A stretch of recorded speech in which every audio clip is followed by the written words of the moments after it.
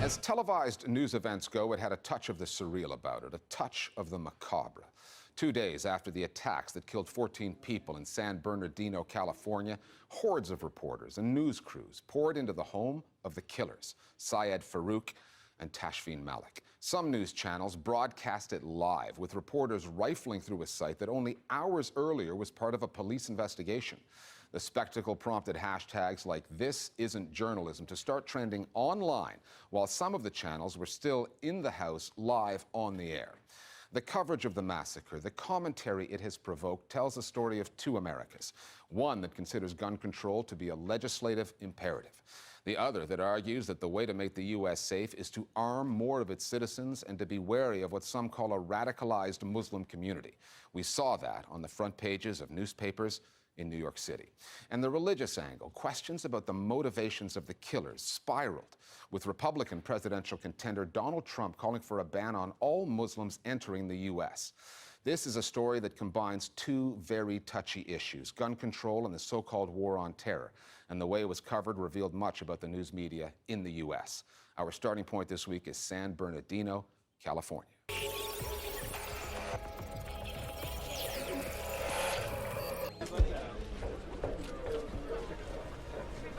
This was a true media circus. It was 2 days after the shootings, and the police had already been in the house belonging to the killers, when the landlord opened the doors to a swarm of journalists who, like a pack of wolves, feasted on whatever they could find, feeding their viewers.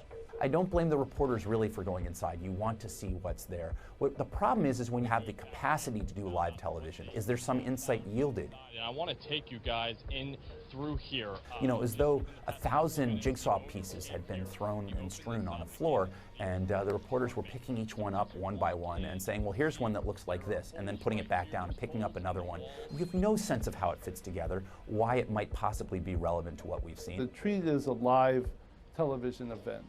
And I think that's a mistake, because you encounter editorial decisions that you can't possibly process on the fly. It looks like it may have been even an unwrapped gift.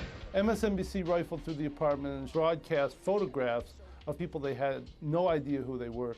I'm going to guess that these are the photographs of Malik. Well, how does he guess? Why guess on live television? I think that's a real mistake. 24-hour news networks CNN, MSNBC, and Fox all went live. Many other channels, including Al Jazeera America, broadcast the images, but did not take them live. What is not clear in some of those cases is whether that was an editorial decision or the technology factor, a lack of live transmission capability. I think it was completely irresponsible to start broadcasting live from in the home. And most of the stations that did that almost immediately regretted it. You could hear it in the voices of the anchors.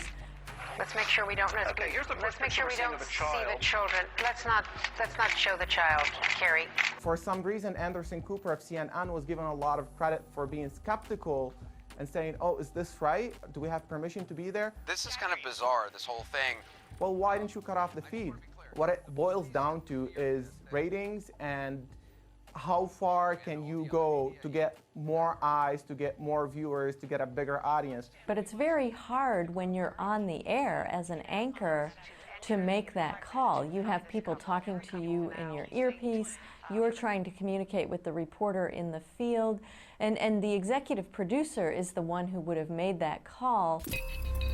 The story played out in bold-faced font on the front pages of papers in New York City. The Times produced a pro-gun control editorial and, for the first time since 1920, put that editorial on its front page. The paper then got it from both sides. Gun control advocates argued the Times focused on assault weapons when most murders in the U.S. are committed with handguns. And a right-wing pro-gun blogger made his position on the editorial clear, using bullet points.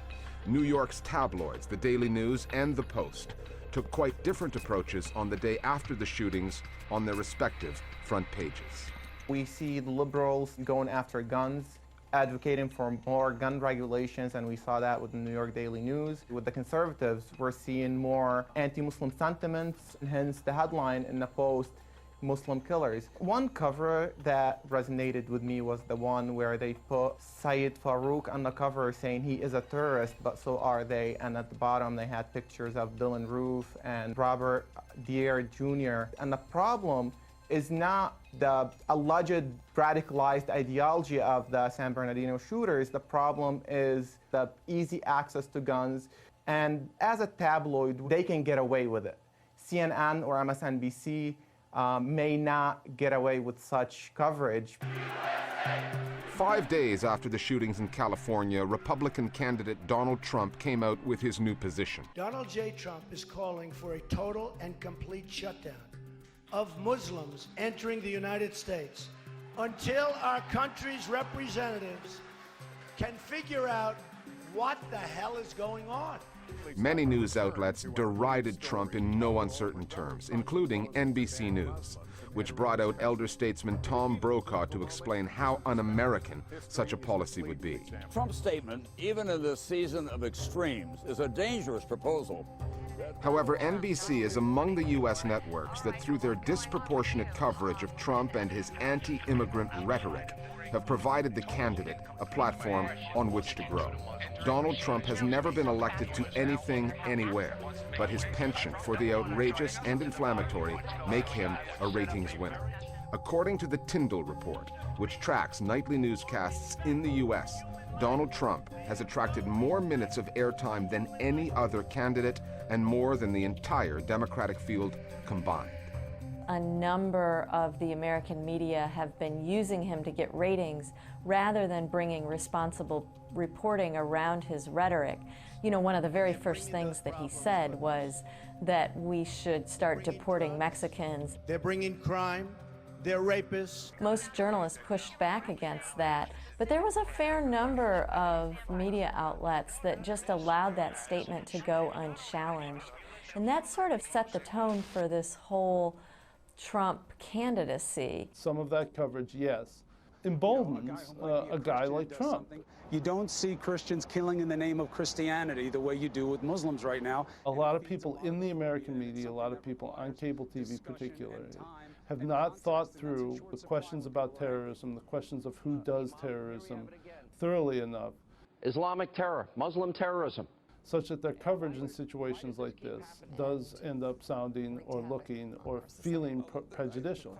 I'm not backing Donald Trump's concept. I'm just saying. What? And now that he's getting more and more outrageous and even scary, I think that most journalists are realizing that they have had a role in his creation. Have the U.S. media, with their lust for ratings, their drive for circulation, really played a role in the Trump phenomenon?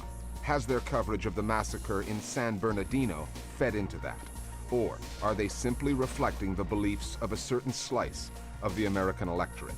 Like the debate over gun control, these are simple questions with no easy answers. The media does not act in unison. There's a panoply of ways to approach coverage. Sometimes people do it with point of views. You're increasingly being compared to Hitler. Does that give you any pause at all? Sometimes people do it with the pungence and force of their language.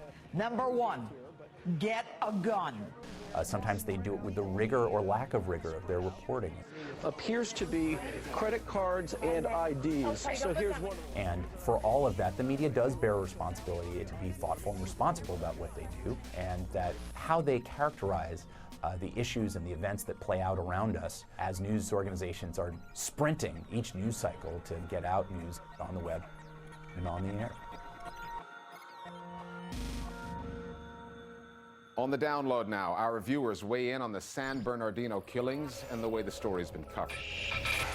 What crosses the line for me is when you have TV news reporters with cameras showing identifiable documents, photos, driver's licenses, social security numbers. And that's the sort of thing that needs to be vetted, it needs to be looked at, and you need to figure out who you're exposing. That's where I think some of these reporters really went over the line, while some of them behaved in an essentially responsible and professional way.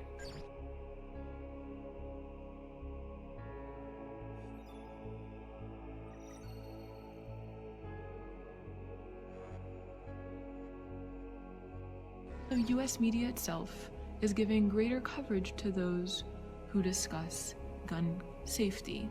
Safety as in, let us arm teachers, Let us arm hospitals. Let us put guns in churches and places of worship, lest the next shooter come through those doors. Let us not talk about how the shooter got the gun, because the NRA is Lord.